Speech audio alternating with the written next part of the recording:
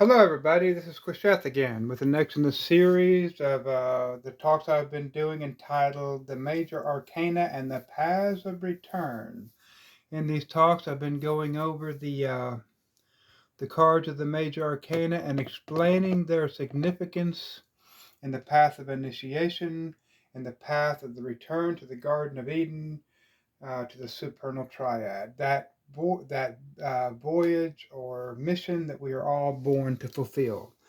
Because if you are not on a spiritual path for the fulfillment of your spirit, then you're wasting your life. Life is impermanent. All things in this realm are impermanent. All things that you feel are important will not last. And so the only important thing to do in this path is to seek union again with the one, with the source of your being. And this is the only thing that makes life worth living. Everything else is futile pleasures, uh, temporal pleasures. Everything in this life is just a series of events and our reactions to them.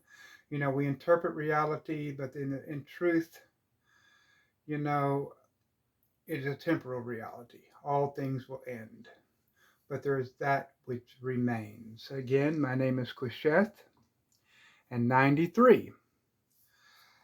Tonight, or this evening, it's this evening here where I'm just doing this discussion. And hopefully in this talk, you can see the cards okay.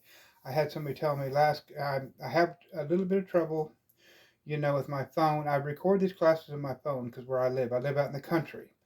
Using editing software is impossible for me because of my internet. So I have to just go straight forward and just do these things without editing. And so if you uh, I just can't go back and use an editor to do this because of my download speeds and my upload speeds. But anyway, this evening I will be discussing the path that runs from Hakma to Qesheth. Okay, uh, it's path number 16, Atu 5, the Hierophant or the Pope. This is one of the paths that leads from the supernals into manifestation. We talked about this in earlier talks. There are 5 paths that cross the abyss. The abyss is the veil that separates the nominal from the phenomenal manifestation. This is one of the 5 paths. The paths that come out of the supernal triad to inform creation is the path of water, the path of air, the path of fire, and this is the path of earth. The high priestess path is pure spirit. It is the equilibrium or the uniting of them all. Okay, within her, she is the matrix of the universe. So this is the path of the Hierophant. This card is fixed Earth, Taurus. It is the stabilization of primal Earth as it comes into manifestation from Hakma. Hakma is the realm of the zodiac. The zodiac is the organization of the universe. The Hierophant card represents that which stabilizes and organizes primal earth as it comes into manifestation into Qesheth. The letter for this particular card is Thal, which means nail or fastener, that which joins. The work for this path are the 8 limbs of yoga. Cruelly said, unless one masters the 8 limbs of yoga, one has no hope of mastering this path.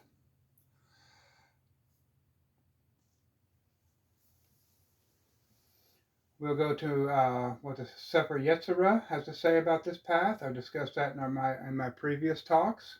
The 16th path is the triumphal or eternal intelligence, so called because it is the pleasure of the glory, beyond which no other glory like to it, and it is called also the Paradise Prepared for the Righteous. Okay, so this is one of those cards again that shows a lot of symbols of various unifications. So we talked about the stabilization of the earth element. All fixed signs fall in the center of a season. Okay, so Taurus is the sign that falls in the middle of spring. So it is the stabilization of any element or season. Here, as the forces come forth out of Hakma, the earth, the primal earth, they are organized and stabilized before becoming into manifestation. On the path of return, it is exactly the opposite, but in the same way. It is still the balancing and reorganization, okay, the equilibrium or stabilization of the earth, the primal earth element within the initiate before taking the final leap into the abyss. This path goes again from Hesed. We talked about early in my earlier talks. The initiation of Hesed is the initiation of the Exemptus Adeptus in many systems of occult knowledge. And so the Exemptus Adeptus we talked about. So let's say Exemptus. Exemptus from the wheel of sorrow, the wheel of samsara, as shown in the Wheel of Fortune card. So the initiate has reached this level in their spirit, this energetic level in their spiritual journey, is now exempt from reincarnation, free from the will of samsara, the will of suffering, the will of events, and is now being further stabilized and organized as they prepare to cross into the nominal reality. Again, it's called the Hierophant of the Pope.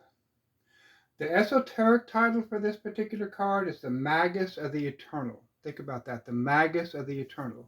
The Magus is the magician. So the initiation of Hakma is what? The Magus. He speaks the word of the Aeon. Every 24 to 2600 years in the progression of the equinoxes, if you're not familiar with this, I would recommend a study of it.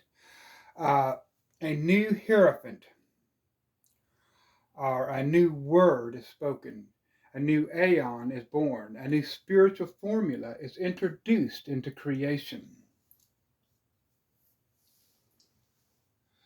The astrological ruler for this particular path is Taurus, which is fixed Earth, as I spoke about a minute ago. The planetary ruler for Taurus is Venus, and therein is the moon exalted. And Venus you see on the path of Daleth.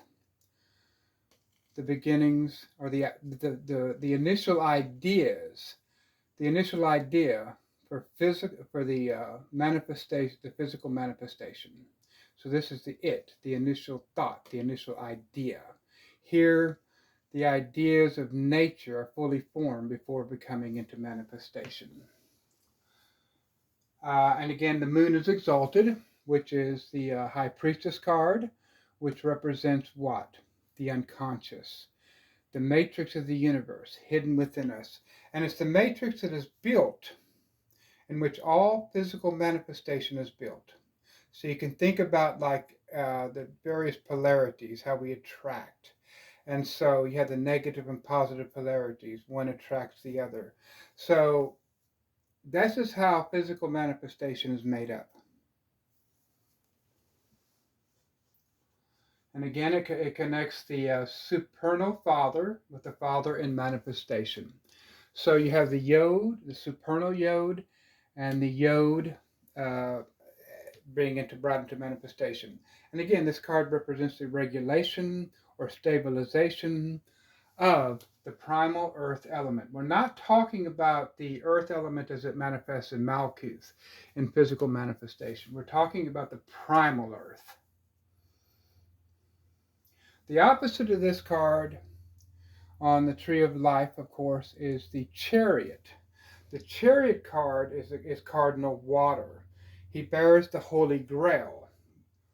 Okay, so he bears the Holy Grail. So he represents the water, okay, the flow of water for the primal waters that flow down into creation, into manifestation. But he represents the shell or the encasing, in a sense, of the Holy Grail, the encasing of the spiritual matter as it comes into being, the motive force, the encasing of the spiritual force. The Hierophant represents that which informs the physical form, the encased form. If that makes any sense to you, okay? Um, the Hierophant card. The Hierophant is the bridge maker, connection of spirit and matter. It is the spiritual teacher, that which informs or speaks the word of creation. I kind of like what Paul Foster Case says about this card. Uh, and if you haven't studied Paul Foster Case, he has some really good writings on the tarot. But he says the Hierophant is the bridge maker who provides the link between the outer experience of Hesed and the inner experience of Hakma. And a lot of people say that he also and a lot of tarot readers say that he represents organized religion, and that's not necessarily true. And the reason they say this is because a lot of your earlier cards were entitled the Pope, like the Marsalis version, and people have to remember that early on in the Hermetic sciences, in the Western Hermetic tradition, it was extremely steeped in Christian iconology. Why is this?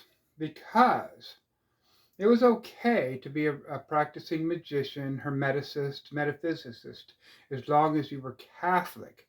And that's where people really kind of get screwed up in their head. Uh, if you were a pagan who denied the Christian church and totally refused to become a Catholic, you were persecuted. But if you were a Catholic, you could very easily work these various hermetic and metaphysical systems as long as you remained within that faith. Look at Agrippa. I mean, his writings were accepted by the early Catholic Church as well as the Pope. So that's pretty interesting. Uh, and so, but the problem with modern religions, okay, so he represents the word, the hidden word or the spirit of religion. And so the problem with modern religions, of course, as we all know, they have lost the word. They have lost the spirit, the voice, the word of spirit, and now they just have the letter of the law, which does not fulfill people very well. And you see the results in society. People either seek spiritual paths that will bring them into union, or they totally rebel and deny all religion and spirituality. And that's kind of the negative side of what's happening in our world today. I mean, people say, well, if this is what God is, we don't want it. And then they just rebel. He is our teacher and our spiritual guide. So this card again represents the stabilization and further refining of the earth element within the initiation on the path, within the initiate on the path of return. We're going to go ahead and something I also want to point out is the letter Vol. The Vol, again, like we said, is a fastener or a hook that joins things together. And so again, this is the joining of the supernals with manifestation. I just bumped my camera. Interestingly enough, today I'm actually doing this on Easter Sunday, Christians. And if you look at the crucifix, one of the symbols of Christianity, which actually came into being when Christianity was spread into Northern Europe, and Northern Europeans would not accept a weak, submissive God. And so the symbol of the crucifix is actually Woden. Woden, who hung upon the tree Yggdrasil to receive the mysteries of the runes. But interestingly enough, Jesus was nailed to the cross with 3 nails, 3 Vaz, 666, which is the highest number of the sun. So 666, of course, 666 is 6 times 111, which is the number of the full Aleph, and which is the first movement of spirit into manifestation.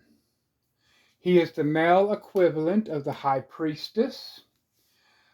He could represent conscious volition, and she the universal unconscious, again, the matrix of the universe. And it's easier to understand this if you've seen it. And I've actually seen, I myself have seen the matrix or the fabric of the universe. And and we'll talk about her in a later talk. So we'll take a quick look. We're going to take a look at the cards real quick. So again, last time I had a trouble holding these cards up. Again, I'm not the most technologically advanced guy. I'm an old man. He's trying to, I had some people request these talks, so I'm doing these talks on YouTube, so they'll live on long after I'm gone. So just bear with me. In Crowley's card, we talked about why I use Crowley and Waite's decks because they're the decks that I'm most familiar with. In Crowley's card, he gives the sign of benediction. J. Daniel Gunther, in his book Initiation in the Aeon of the Child, gives a great explanation of this sign. It's a sign of victory. Crowley actually is the one that gave this sign to various leaders during World War II. But we won't go into that. But if you do have a chance and you're interested in Thelemic or Hermetic initiation, J. Daniel Gunther's book, Initiation in the Aeon Child. So the reason is because, like we talked about, the spiritual formula for manifestation of mankind changes every 24 to 2600 years, okay? And so that's why many of these religions are failing now. Their time is over. We're now entering into a new aeon. And in this new aeon, the old formulas don't work anymore. And so they become dead or obsolete. And that's exactly what's happened in today's world with the modern religions. So Crowley's card shows a lot of the unity that I've talked about before. He has the 4 cherubs, the 4 fixed signs of the zodiac. We talked about fixed meaning directed toward one goal, the goal of spiritual attainment for the aspirant.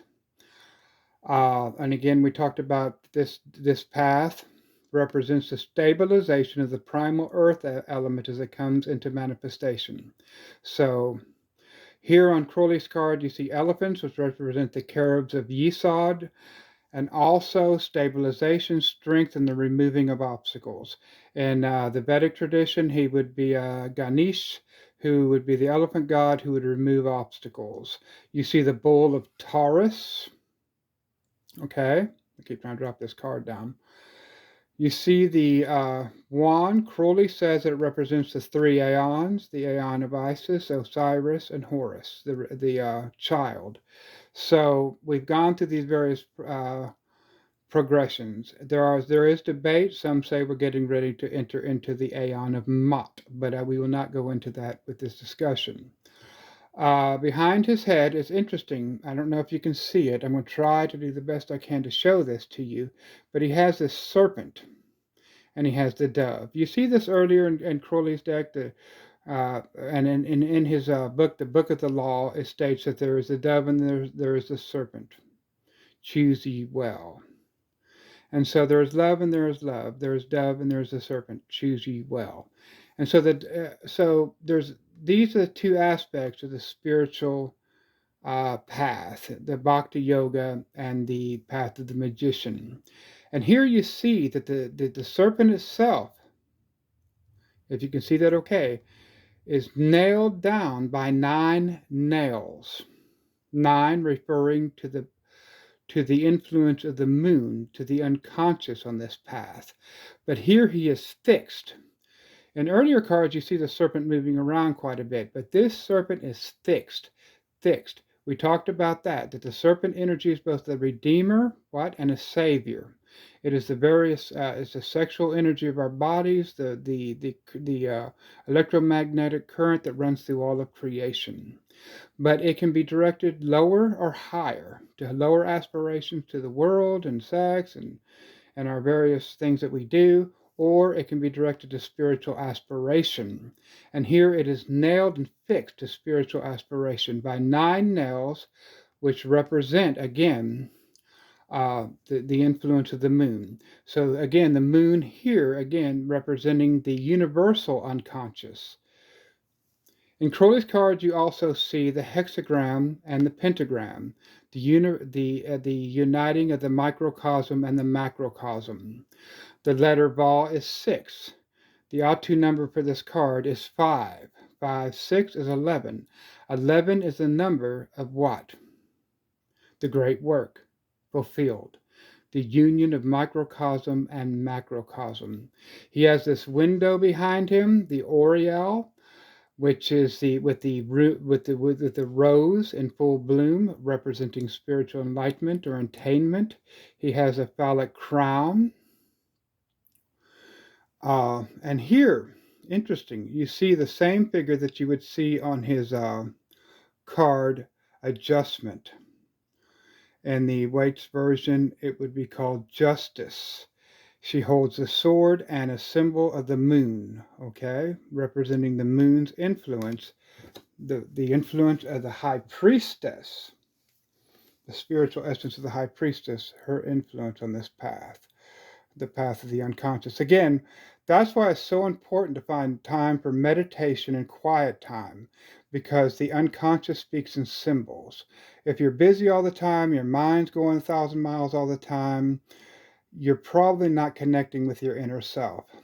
But here she holds a sword just as she does in Crowley's card, Adjustment, representing again the woman fulfilled. In the new aeon, in the present aeon, women have a new role. They are to use the sword of reason to dominate their emotional natures and bring them into balance, because women have great opportunities in today's world. And so great political leaders, business leaders, corporate leaders, many women have used this sword of reason and of intellect.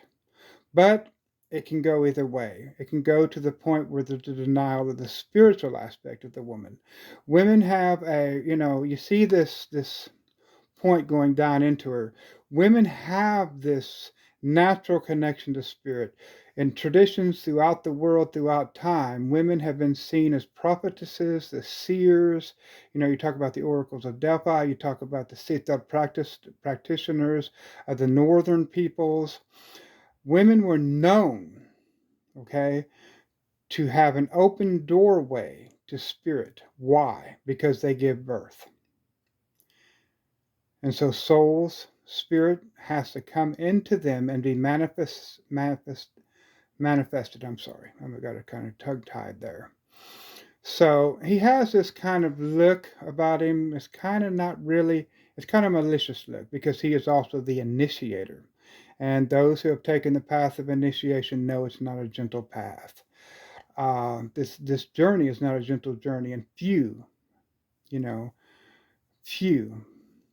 ever make it. But it's well worth it. It's really all there is to live for, because everything else that you live for in this reality is impermanent. That's what in Buddhism they teach, the impermanence of all reality.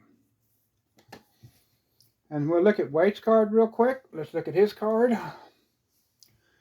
And see, he kind of shows, so his card is named the Heirophant. Excuse me, I'm sorry. His card is named the Heirophant also. The earlier cards were named the Pope, but he does have a figure of the Pope on his throne. And I'm sorry, I'm gonna go back to my notes real quick.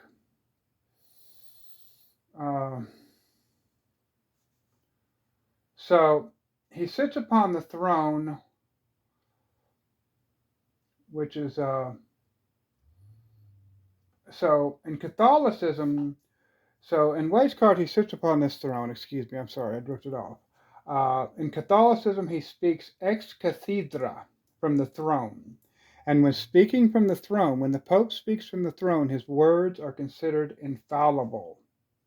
His crown is a three-tiered crown of authority called the Trir Ginum. The Trir Ginum. He also has the three-tiered staff of papal authority.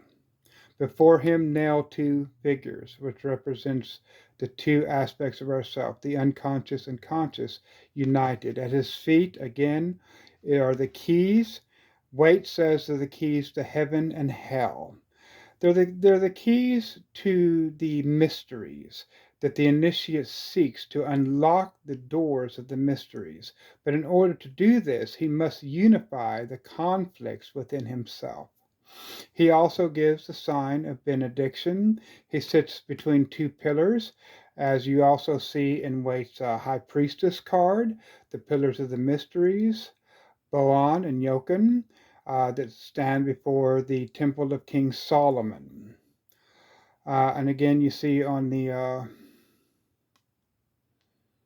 supplicant's robes, roses and lilies. The male and female aspects, the conscious and unconscious aspects being informed. Again, we talked about this path. He represents the informer of the material world. He speaks the aeon, he speaks the word of the aeon, the will of the supernals.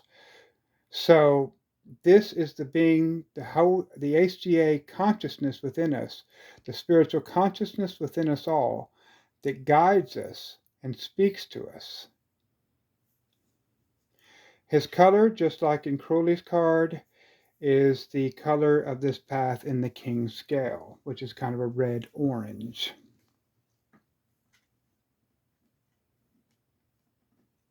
Something I didn't point out is around his throat, right here, is blue.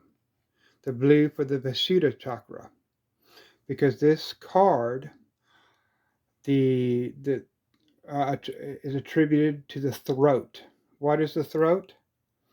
It is where the word or the voice issues forth, the voice of invocation. So it is also the connector between the mind and the body. So the Vishuddha chakra, which is located right at the base of your throat, connects the upper world with the lower world within the body. And so you see that on Waite's card, but not so much in Crowley's. But Crowley's card is colored the same way. I'm looking back at my notes real quick to make sure I'm covering everything, because I'm real bad about skipping around, and I want to make sure that I'm covering everything that I wanted to cover. We talked about the woman girt with the sword again, because in the new Aeon, it is, Crowley called it, she was the Scarlet Woman, the woman satisfied. That means she's fulfilled. And in this Aeon, she's being fulfilled.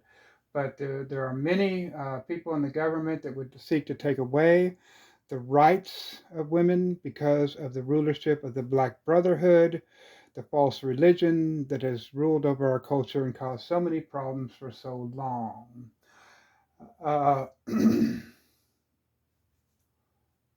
We talked about the other paths. I've got this on the computer right now, so I'm trying to go back. He is the Logos, the Word. He speaks the will of the supernals into being. And again, we talked about the five-pointed star. The five-pointed star, so it's kind of interesting because we got 1, 2, 3, 4, 5, the 5 rivers that flow from the Garden of Eden. Okay? And so that is the Pentagrammaton, informed by spirit. So the five-pointed star shows the governing of the elements by the spirit. Here he is the instructor that stabilizes them and makes them submit to higher instruction. So that's basically what we're doing in the earlier paths. So when we talk about the elements in Malkuth, when we first began to stabilize and to square the various elements within ourselves, these are the elements as they are mixed when they come into Malkuth. Here we're talking about the stabilization and fixation of the earth element before it crosses the abyss. So there are further purifications as you rise along the path of return. You have here. You also have the formula of Yod, Hakma, Hesed. Okay, so you have, remember we talked about Yod, the supernal Yod, and the Yod of manifestation. We have He, Binah, here, and Ba, the sun. The result of the union of these two opposites. They're not truly opposites, but they become opposite when they become into creation. Because we live in a world of opposites. One thing exists because another thing exists. I exist because you exist. And so, but in the supernal realms, all things contain their opposite. And so we're getting to a realm of consciousness that is totally beyond our day-to-day able to comprehend. We talked about the influence of the 12 signs of the zodiac. Hakma is the sphere of the zodiac, the Masloth upon Hesed. The 12 signs are phases of energy that govern the manifested universe. And again, the word of the supernals comes down through him into Qesheth, the demiurge, where it is distorted and the hidden word is lost in incarnation. And so the goal of the initiate is to find the hidden word, the word of the aeon. Spirituality, as we know, the moon, the influence of this is what? Yesod, the foundation. So the spiritual realms are the foundation of the material realms. So the foundation is the framework on which the material world is built. He is the governor or the organizer of that force. And again, the spiritual practices for this path would be yoga, the 8 limbs of yoga. I'm just going over my notes to make sure I've got everything. Organized religions today have lost their contact with this communication and have therefore degraded, as all systems eventually do in this reality. Nothing lasts in this reality. No system of belief or religion lasts. It eventually degrades and something else is born from it. So 2 things are done and a 3rd thing is begun. Everything in a carbon-based reality has a lifespan. The lesson to this card is that we must allow ourselves to be governed by our spiritual self, whose voice is to be heard in the silence. So we have the voice and the silence. Remember that. The voice and the silence. Again, this voice speaks to us in our times of silence. A practice or a mastery of the 8 limbs of yoga are essential to achieve this level of this energetic level of consciousness. We'll look at the attributions according to book 777. And the color of the king scale is red-orange, as seen in these 2 cards. The stone is topaz, the plant is mallow, the animal is the bull. The magic power is the secret of physical strength. I'm an older man, but I'm stronger than my grandchildren. Why? Because I do not waste my energy on undue emotions and undue actions. I've refined my life. And so it gives you this greater physical strength and vitality. Physical strength and sexual strength. The perfume is storax, and the magical weapon is a labor of preparation. If you're thelemically oriented, the holy book study would be Liber 65, Chapter 5. I think I've covered everything that I had to say about this. I mean, there's so much more that I could cover, but I really want to keep these talks as, through meditation and introspection, you'll find deeper meanings for yourself and other connections on the tree of life. But for these talks, I'm just trying to make them so that they can, like a key to unlock this knowledge within yourself. I will finish this talk with a reading from the Book of Thoth concerning this card. Offer thyself virgin to the knowledge and conversation of thine holy guardian angel. All else is a snare. Be thou athlete with the 8 limbs of yoga, for without these thou art not disciplined for any fight. So kind of keep that in mind. Again, my name is Qesheth. I'm hoping you're enjoying these talks. I know that sometimes they can be rather boring. I don't have a lot of technology. A lot of people on YouTube do. But if you like this video, please like it. If there's any other subjects that you would like me to cover in the esoteric or Western Hermetic sciences, please let me know. I'm an initiate of various orders. I've been on this path for over 30 years. I don't know, that the path of return and this whole path exposes your own ignorance. So I'm not saying that I know anything. Basically, I've given you a basic outline of this card and its meaning, and hopefully you'll delve further for some of the deeper stuff. Anyway, again, my name is Qesheth, 93.